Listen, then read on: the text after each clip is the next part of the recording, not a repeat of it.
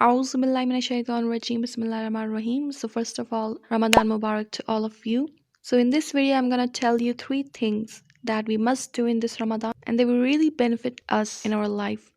So first thing that we must do to make this Ramadan fruitful for us is, and it's an advice from our Panaya, I just really liked his advice, is that before asking from anything from Allah, you must be thankful to God for all the blessings that He has already given to you. We're always in a hurry to ask Allah needs of this dunya of akhirah, but we never pay attention to how really blessed we are. We never thank Allah for whatever He has given to us, for the halal rizq He gave us, for the healthy body, a body without any flaw.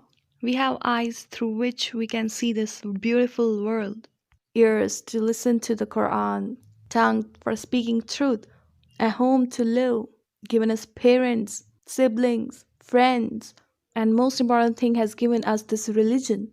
He has given us intellect to think and to learn about our religion. So this Ramadan, let's thank Allah for all the things He has given us so far. And because Allah has said that in the Quran, when you thank me, I will give you more. So this is the first thing, to be thankful to Allah, to thank God for all His blessings. Then He will give you the things that you have never thought of.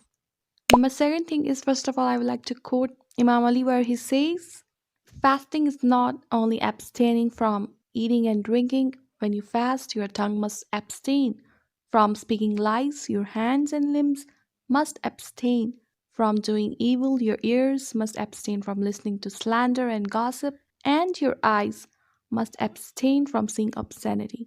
So the last 2 lines where he says that your ears must abstain from listening to slander and gossip.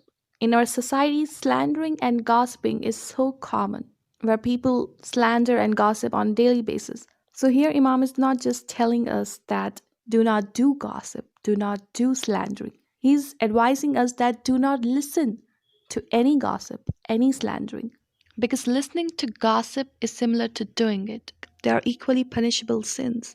So most of the times we avoid doing gossip, but sometimes we listen to gossip and slandering, and we really enjoy it.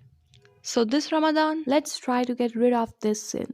And number third thing that we must do is that our eyes must abstain from seeing obscenity. And obscenity is not just limited to some images or videos. The dramas that we see on television or phones, or the books that we read, they also contain obscene content. So this Ramadan, let's switch to Islamic content. The dramas or the books that we read should not contain obscene stuff. They should be decent and Islamic. So inshallah, we will work on these things and try to be a better person and a better Muslim.